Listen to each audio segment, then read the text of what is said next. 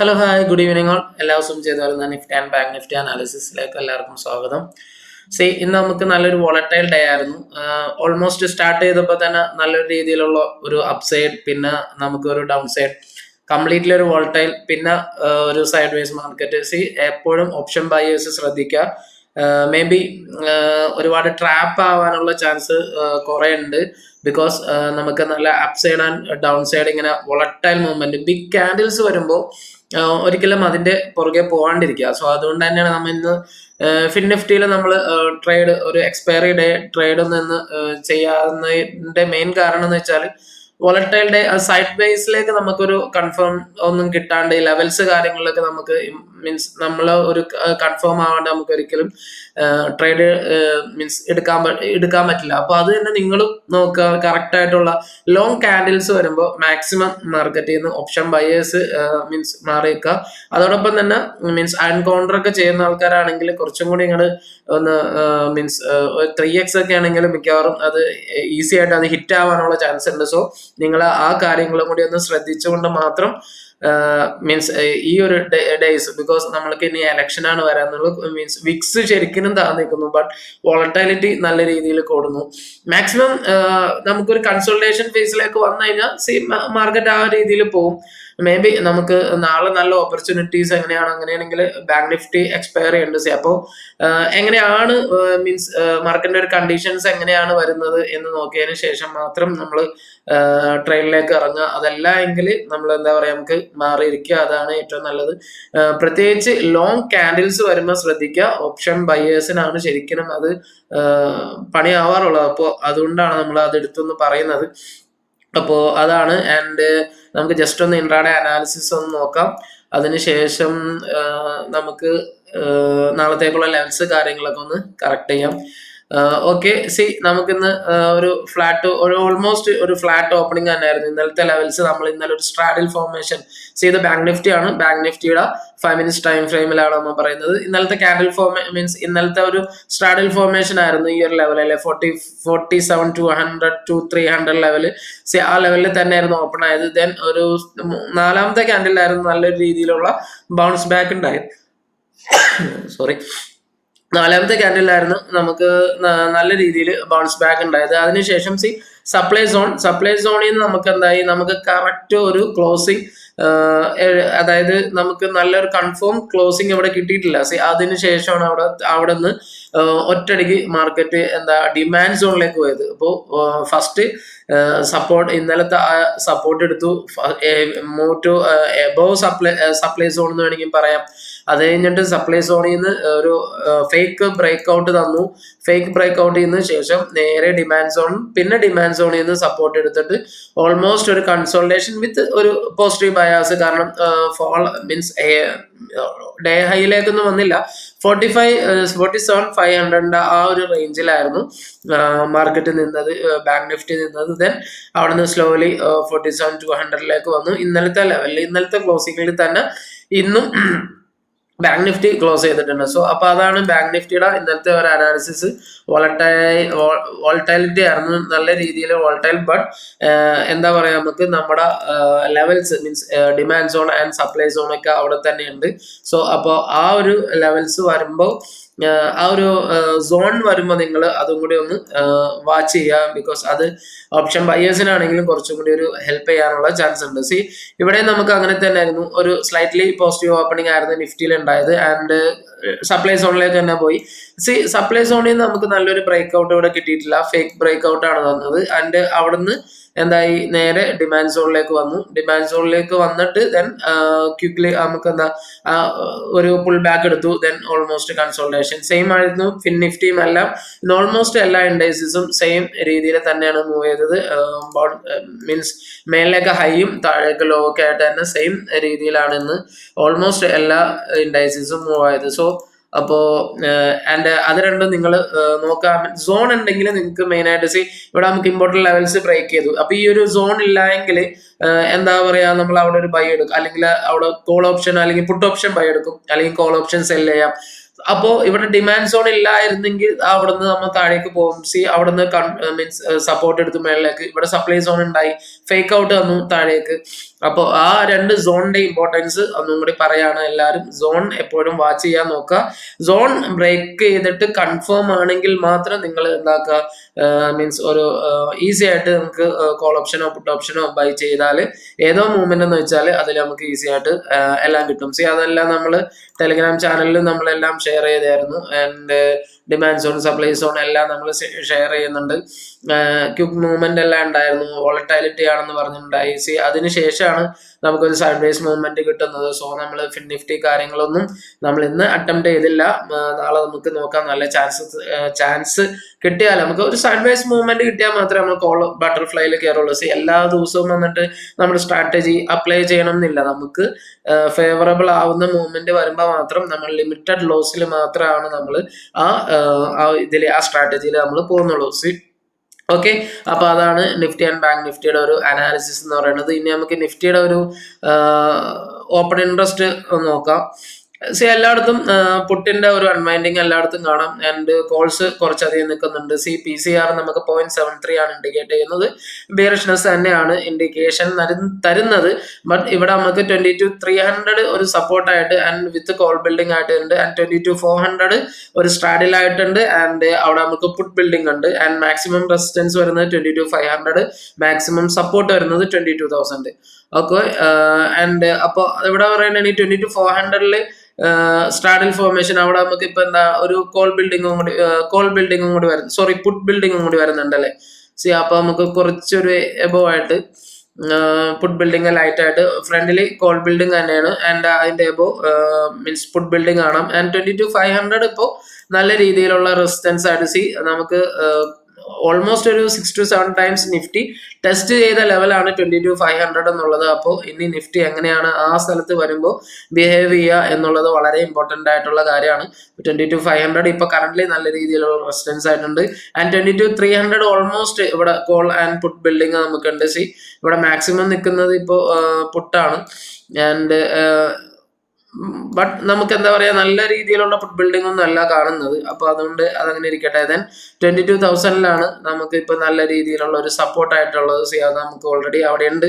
And അത് നമ്മുടെ ആ കൺസോൾട്ടേഷൻ റേഞ്ചിന്റെ എന്താ പറയാ ഒരു സപ്പോർട്ടായിട്ടും കൂടി വരും. ഓക്കെ, ആൻഡ് ബൈസോൺ ആണ്. ബൈസോണിന്റെ താഴെയാണ് ഇപ്പോൾ സപ്പോർട്ട് ആയിട്ട് നിൽക്കുന്നത്. എനിവേ ബൈസോണിന്റെ ഇന്ന് നിയർ ബൈ നമുക്ക് ഇന്നൊരു ക്യാൻഡിൽ വന്നിട്ടുണ്ടായി. നമുക്ക് ലാസ്റ്റ് ഒന്ന് ചെക്ക് ചെയ്ത് നോക്കാം. ഇപ്പോൾ ജസ്റ്റ് ഒന്ന് നോക്കാം. 22,400 22,300 കോൾ ആൻഡ് പുട്ട് ബിൽഡിംഗ് ഉണ്ട്. ബട്ട് 22,300 കുറച്ചും കൂടി പുട്ട് ബിൽഡിങ്ങും 22,400 കുറച്ചും കൂടി കോൾ ബിൽഡിംഗ് ആയിട്ടാണ് നിൽക്കുന്നത്. ആൻഡ് അതിന്റെ തൊട്ട് താഴെ മീൻസ് അതിന്റെ തൊട്ട് മേളിൽ നമുക്ക് 22,500 മാക്സിമം റെസിസ്റ്റൻസ് 22,500 ഓൾറെഡി 22,500 നല്ല ഇമ്പോർട്ടന്റ് ലെവൽ ഓഫ് റെസിസ്റ്റൻസ് ആയിട്ട് ടെസ്റ്റ് ചെയ്ത സോണും കൂടിയാണ് നിഫ്റ്റി.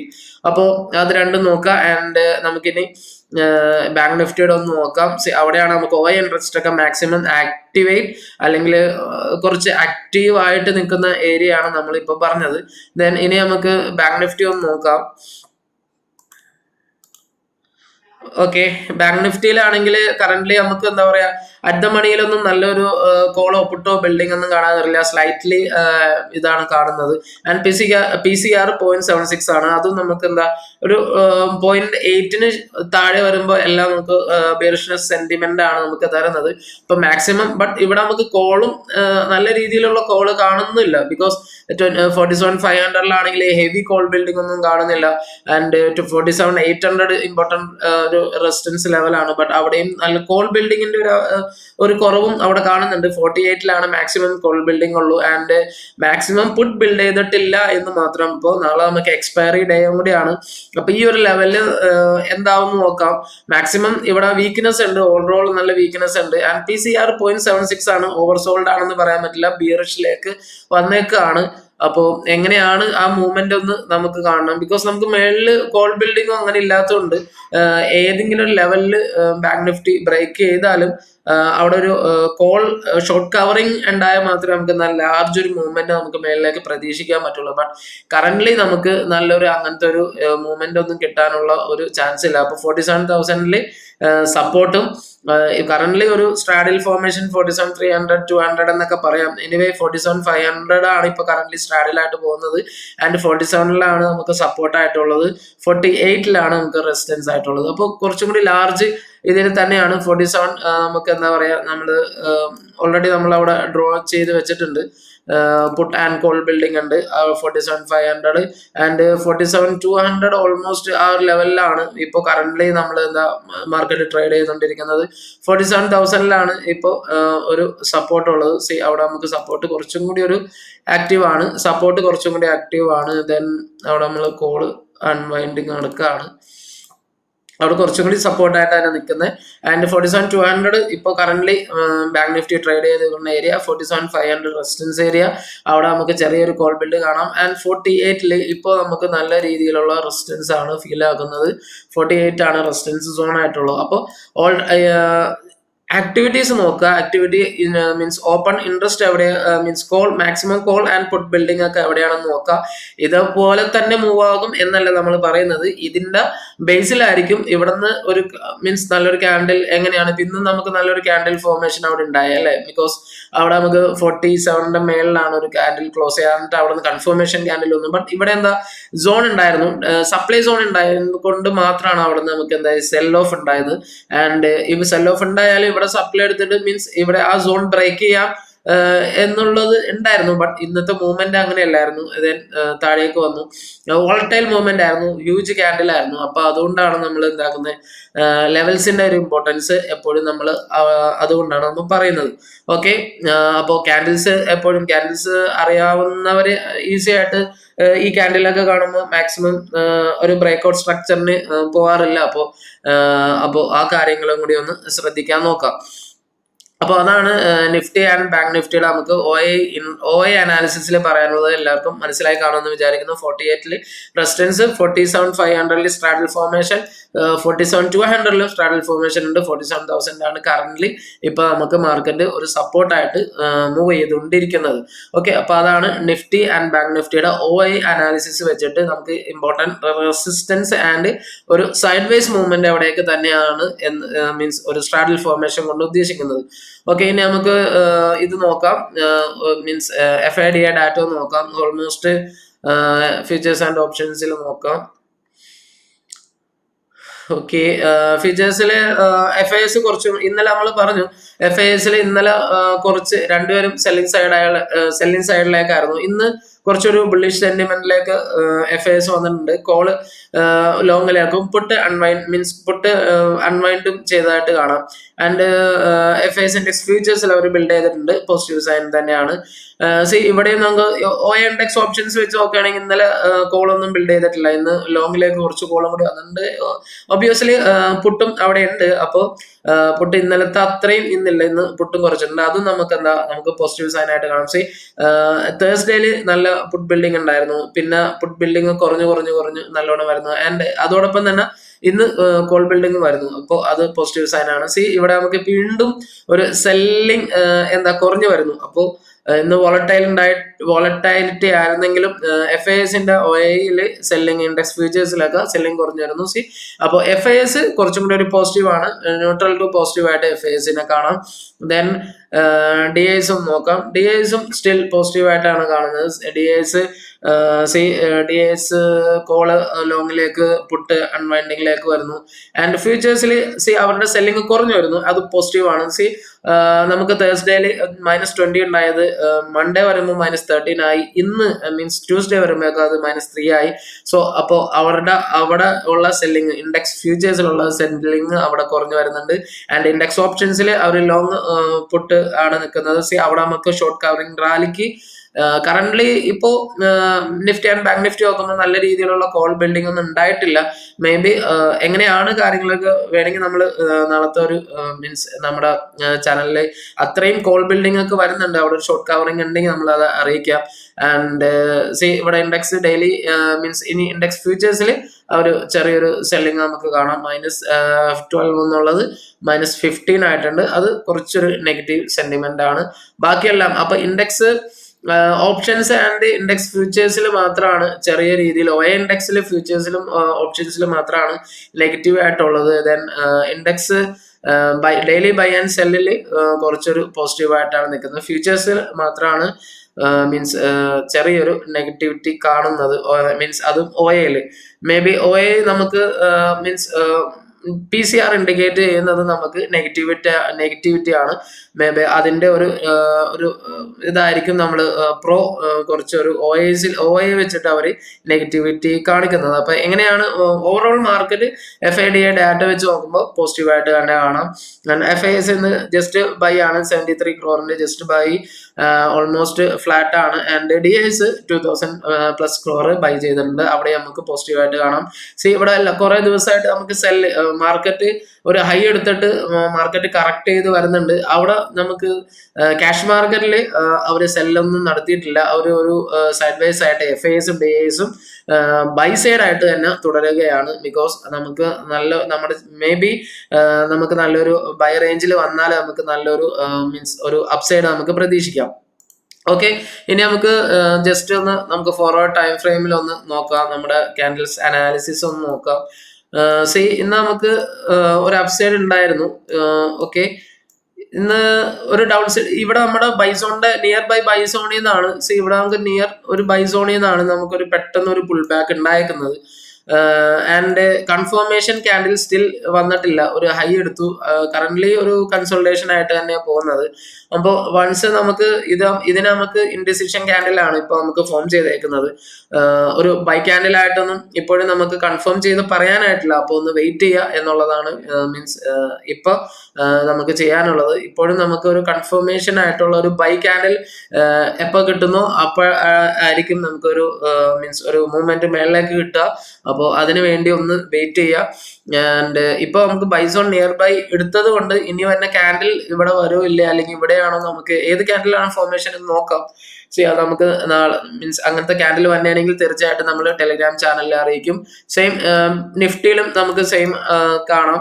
ഇവിടെ നമുക്ക് ഒരു ഹൈ ക്രിയേറ്റ് ചെയ്തിട്ട് ഇപ്പൊ കറന്റ്ലി വൺസ് ആ ബൈസോണിലെ ടച്ച് ചെയ്തിട്ടാണ് നല്ലൊരു മൂവ്മെന്റ് കിട്ടിയത്. ഇപ്പൊ നിയർ ടു ബൈസോൺ വന്നിട്ട് നമുക്കൊരു കൺഫർമേഷൻ മൂവ്മെന്റ് ഒന്നും കിട്ടിയിട്ടില്ല.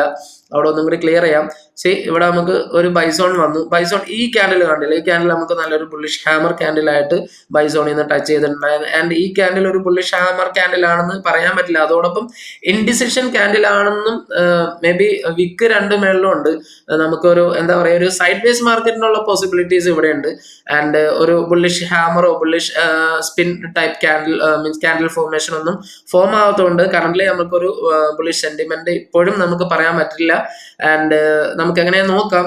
ബട്ട് FIS ആൻഡ് DIS കുറച്ചൊരു പോസിറ്റീവ് ആണ്. ബട്ട് OAയിൽ അവരൊരു DIS ചെറിയൊരു negative issue means OA index ഓപ്ഷൻസിൽ മാത്രം അവരൊരു ചെറിയൊരു രീതിയിൽ സെല്ലിങ് കണ്ടിന്യൂ ചെയ്യുന്നുണ്ട്. അപ്പൊ നമ്മൾ എന്തായാലും ഒന്ന് വെയിറ്റ് ചെയ്യുക. ആൻഡ് അതിനുശേഷം മാത്രം നല്ലൊരു ക്യാൻഡിൽ ഫോർമേഷൻ കിട്ടിയതിന് ശേഷം മാത്രം ലോങ്ങിലേക്ക് നിൽക്കുക. അതെങ്ങനെയാണ് വരിക എന്നുള്ളത് നമുക്ക് വരും ദിവസങ്ങളിൽ തന്നെ കണ്ടറിയാം. ഓക്കെ, അപ്പോൾ അതാണ് നമുക്ക് ഇൻട്രാഡേ OA അനാലിസിസും എല്ലാമായിട്ട് പറയാനുള്ളത്. അപ്പോഴും ലെവൽസ് കാര്യങ്ങൾ വാച്ച് ചെയ്തുകൊണ്ട് മാത്രം നിഫ്റ്റി എല്ലൊക്കെ ട്രേഡ് ചെയ്യാൻ നോക്കുക. മാക്സിമം സേഫായിട്ട് നിങ്ങൾ ട്രേഡിൽ മീൻസ് കയറാനും നോക്കുക. വോളറ്റൈലിറ്റി ആണ് മീൻസ് ഇലക്ഷൻ ഡേയ്സ് ഒക്കെ അടുത്ത് വരുന്നു, അതുകൊണ്ടാണ് വോളറ്റൈലിറ്റി കൂടാനും ചാൻസ് ഉണ്ട്. പല ഇഷ്യൂസും ഉണ്ട്. മീൻസ് ലെവൽസ് ഫോളോ ചെയ്യുകയാണെങ്കിൽ മാക്സിമം നിങ്ങൾ ഫേക്ക് ബ്രേക്ക്ഔട്ടിൽ നിന്നും ഒഴിവാനും പറ്റും. അപ്പോൾ എല്ലാവരും വീഡിയോ കണ്ട് ഇഷ്ടപ്പെടുകയാണെങ്കിൽ എന്തായാലും ലൈക്ക് ചെയ്യാനും ആൻഡ് ചാനൽ സബ്സ്ക്രൈബ് ചെയ്യാനും മറക്കാണ്ടിരിക്കുക. Thanks for watching this video.